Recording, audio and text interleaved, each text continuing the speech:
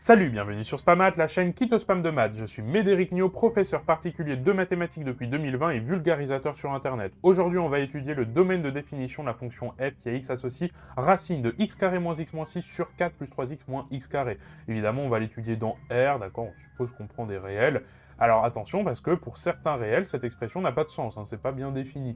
Bah oui, la racine carrée, tu sais que c'est défini que sur les positifs. Une fraction, faut faire gaffe à ce que le dénominateur ne s'annule pas. Mais des fois, il y aura d'autres fonctions, par exemple, je sais pas moi, la tangente qui n'est pas définie en pi sur 2, l'arc sinus qui n'est pas défini pour x égale 35 par exemple. Il y a plein de valeurs interdites. Donc il faut faire gaffe quand est-ce qu'on a des valeurs interdites. C'est ça, étudier le domaine de définition. Et donc finalement, le domaine de définition, ce sera le plus grand ensemble possible inclus dans R, tel qu'on n'a aucune valeur interdite pour la fonction. Alors je te propose, ça je le fais formellement, je te propose de ne pas le faire forcément sur ta copie, mais je te propose ici de le faire vraiment formellement.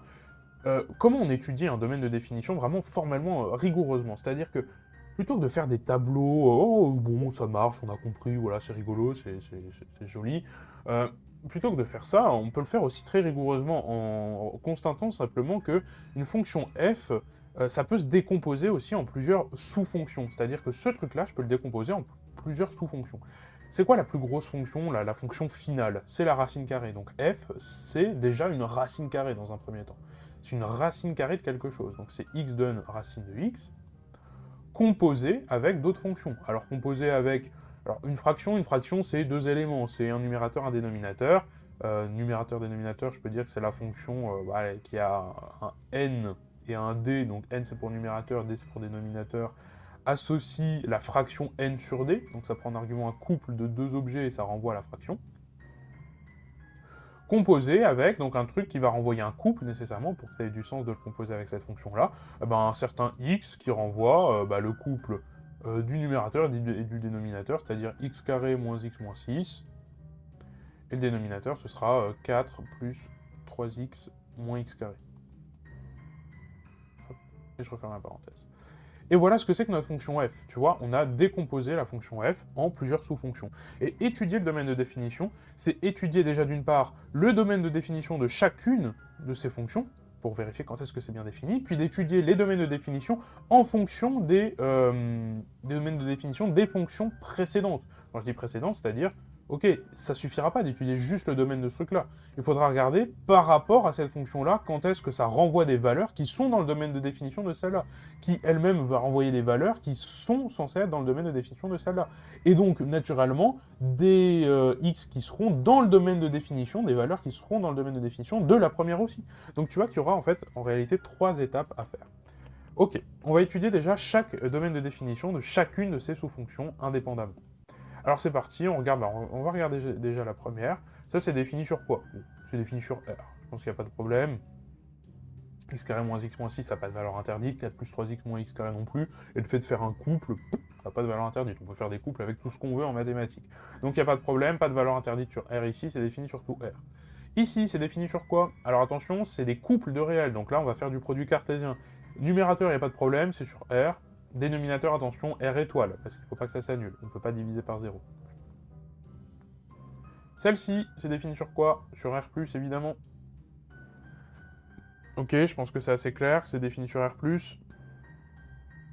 puisque la racine carrée d'un nombre négatif n'existe pas. Défini comme ça, en tout cas. Parce que oui, les Anglais vont dire « racine de moins 1, ça fait i, c'est un nombre complexe, c'est un nombre imaginaire. » Non, si t'es en seconde, ça n'existe pas. Si t'es en première, non plus. Si t'es en terminale, maths expert, bon, tu peux commencer à connaître ces trucs-là, c'est bien pour ta culture. Mais seconde, première, évidemment, ça n'existe pas. Donc, racine carrée, c'est défini sur R+. Ok, déjà, ça c'est important, c'était la première étape. Maintenant, c'est bien beau d'avoir étudié ces domaines de définition-là. Nous, ce qui nous importe finalement, c'est la première fonction, puisque c'est là qu'on va mettre les x en premier. Pour l'instant, a priori, c'est toujours défini sur R. Il va falloir étudier les domaines de définition en fonction de chaque fonction précédente. C'est-à-dire, ok, ce truc-là, c'est bien joli, c'est défini sur R. Mais par rapport à ça, ça va renvoyer des valeurs. Cette fonction, elle va donner des images. Ces images, il faut qu'elles soient dans le domaine de définition de cette deuxième fonction, dans R croix R étoile. Donc il faut regarder quand est-ce que l'image est dans R croix R étoile. Bon, x carré moins x moins 6 dans R, ça n'a pas de problème. Ce qu'il faut regarder, c'est surtout le 4 plus 3x moins x carré, quand est-ce que ça, c'est dans R étoile. Ok, bah allons-y. quand est-ce que ça s'annule? Il faut regarder la valeur interdite, ce sera quand est-ce que ça s'annule. Donc 4 plus 3x moins x carré, quand est-ce que ça vaut 0? On multiplie tout par moins 1, comme ça on écrit ça sous la forme x carré moins 3x moins 4 égale 0. Et là on peut factoriser très facilement, si je dis pas de bêtises, avec les relations coefficients racines. Si tu es en première, tu peux utiliser delta égale b carré moins 4ac, mais ça, des fois c'est juste le marteau pilon pour écraser la mouche. Des fois il faut juste regarder coefficient racine et remarquer que bon, le moins 4, ben, c'est moins 4 fois 1. Moins 4 plus 1, ça fait moins 3. Donc nous, on veut du 3 hein, dans les relations coefficients racines. Donc ce sera pas ça, ce sera plus du 4, 4 et moins 1. Avec du 4 et du moins 1, ça va marcher. Donc ça va être du x moins 4, x plus 1, si je dis pas de bêtises. On vérifie, hein. Si on a un doute, on vérifie. Tac tac égale 0. X carré, ça c'est bon. X fois 1 plus moins 4 fois x, ça fait bien du moins 3x, c'est bon. Et moins 4 fois 1, ça fait bien moins 4. Donc c'est bon, on a factorisé. Ok. Et donc finalement, si et seulement si x est dans l'ensemble, donc soit 4 moins 1. Donc les valeurs interdites là-dedans, ce sont donc 4 et moins 1. Ok, super. Super, super. Donc ça, je mets de côté. Hop. Donc les seules, pour l'instant, valeurs de x qui peuvent être correctes pour l'instant, donc on a restreint un petit peu notre ensemble de définitions. Hein, pour l'instant, c'est R privé de 4 et moins 1. Et on va peut-être restreindre encore plus après. Hein.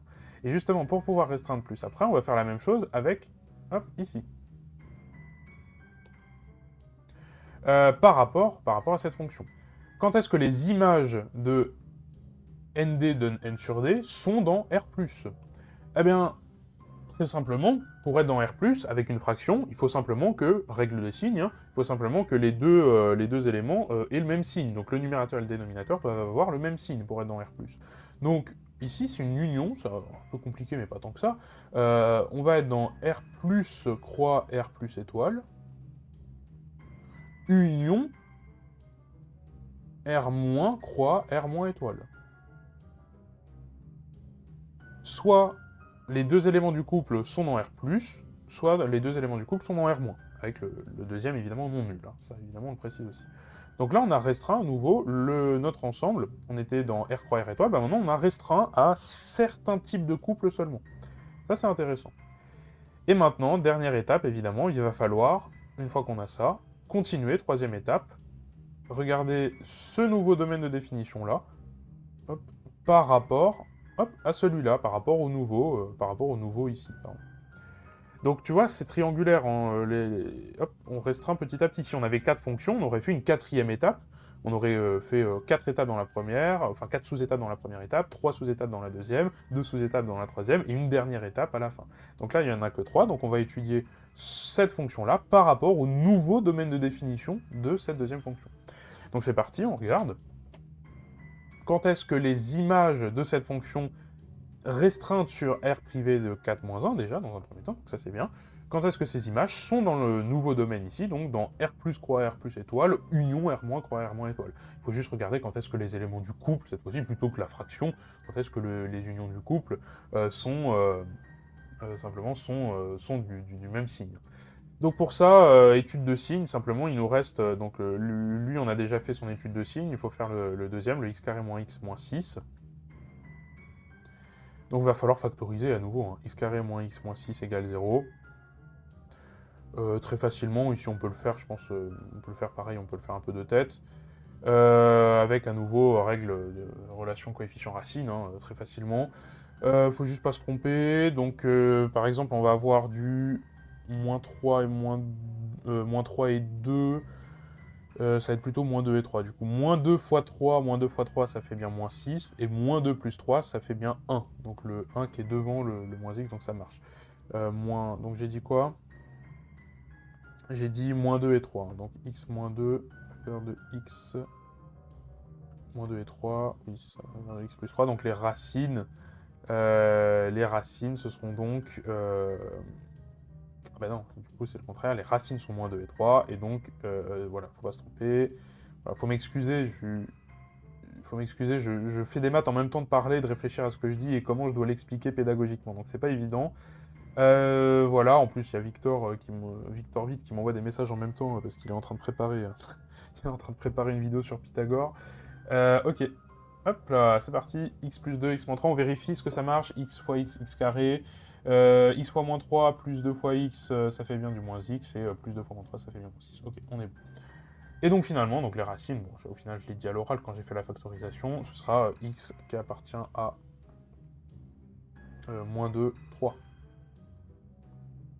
Ok, on a fait ça, maintenant il faut faire l'étude de signe complète de ce couple, hein, pour avoir le signe finalement de la fraction. Et ben c'est parti, on va faire l'étude, allons-y.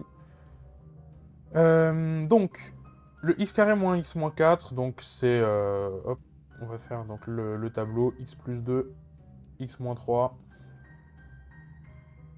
Le 4 plus 3x moins x carré, on l'a factorisé en ceci. Avec le moins quand même, on a multiplié par moins 1 ici, donc il faut faire gaffe. Donc x plus 4, x moins 4, pardon, x plus 1. X moins 4, x plus 1. Et on a factorisé par moins 1, donc on rajoute le moins 1. On a mis un moins devant. Ok, quand est-ce que tout ceci s'annule? On regarde. Alors évidemment, la plus petite racine ici, ce sera du moins 2. Hop, ça s'annule en moins 2. Ensuite, on aura du moins 1. Ça s'annule en moins 1. Ça s'annule en 3. Ça s'annule en 4. Pourquoi j'ai mis un 0 ici? N'importe quoi. Hop, le 0, il est là. Ça s'annule en 3. Ça s'annule en 4. Hop, et maintenant les signes, c'est parti. Moins, plus, d'accord, puisque le coefficient dominant, il est positif. Moins, plus. Moins, plus. Oui, je devrais peut-être continuer, peut-être. Donc là, c'est plus. Ok, ici, c'est du moins, plus. Et là, attention, du moins. C'est moins 1, c'est négatif tout le temps. Ok, très bien. Et donc finalement, moins par moins, plus, plus, moins. Donc là, c'est négatif. C'est bien ça, hein. Plus, oui, c'est ça. Ici, bon, bah, il y a un signe qui change, donc c'est positif. Ici, il y a un signe qui change, c'est négatif. Ici, il y a un signe qui change, c'est positif. Ici, il y a un signe qui change, c'est négatif. Ok. Eh ben voilà. Voilà. On a du négatif, du positif, du négatif, du positif, négatif. Nous, on veut que ce soit positif, puisqu'on veut que ce soit dans R plus croix R plus étoile ou dans R moins croix R moins étoile. Donc on veut que ce soit du même signe, que le quotient, que les deux soient du même signe, ou que le produit ou le quotient, peu importe, soit positif. Et donc il faut regarder quand est-ce qu'on est positif, donc c'est-à-dire ici et ici, c'est-à-dire l'intervalle moins 2, moins 1, union l'intervalle 3, 4. Donc moins 2, moins 1, a priori ouvert, hein, a priori fermé, pardon, au début, moins 2, moins 1, union 3, 4, privé, attention, des valeurs interdites qu'on avait déjà déterminées dans le truc d'avant. Donc privé de 4, moins 1. Ah, et là ça change tout. Parce qu'on enlève le 4 ici, on enlève le moins 1 ici, donc il va falloir ouvrir nos intervalles. Donc ça devient du moins 2, moins 1, ouvert, union 3, 4, ouvert en 4. Et voilà, c'est terminé, on a le domaine de définition de la fonction f. Et on l'a fait rigoureusement, proprement, avec des études de fonctions et de composition de fonctions, avec des compositions de domaines de définition, et ça, tu vois, c'est super bien, c'est super rigoureux, super pratique, super formel. Mais c'est bien de faire les choses des fois un peu formellement, un peu rigoureusement, pour comprendre ce qui se passe mathématiquement, plutôt que de faire des choses avec les mains, oui, bon, ça marche, on fait des tableaux, on a compris. Bon, là, on l'a fait vraiment proprement, quoi. Et ça, c'est bien, c'est satisfaisant, quand on a compris proprement comment on a fait les choses, c'est quand même cool. Et donc voilà, c'est le domaine de définition. J'espère que cet exercice et cette correction t'ont plu. Si c'est le cas, n'hésite pas à me le faire savoir avec un petit like, un petit commentaire pour donner ton avis, un abonnement. N'oublie pas que je suis avant tout enseignant privé, donc si tu as besoin d'un accompagnement personnalisé, tu peux découvrir mes offres de cours particuliers, cours collectifs, stages intensifs pendant les vacances et formations sur mon site internet medematic.fr, dont le lien se trouve dans la description et en commentaire épinglé. Si tu n'as pas tout compris à ce qu'on a fait aujourd'hui, c'est normal, on est allé un peu vite. N'hésite pas à poser des questions dans l'espace commentaire, c'est là pour ça, j'essaierai d'y répondre. Et puis, on se retrouve dans la prochaine correction sur Spamat. À la prochaine, salut!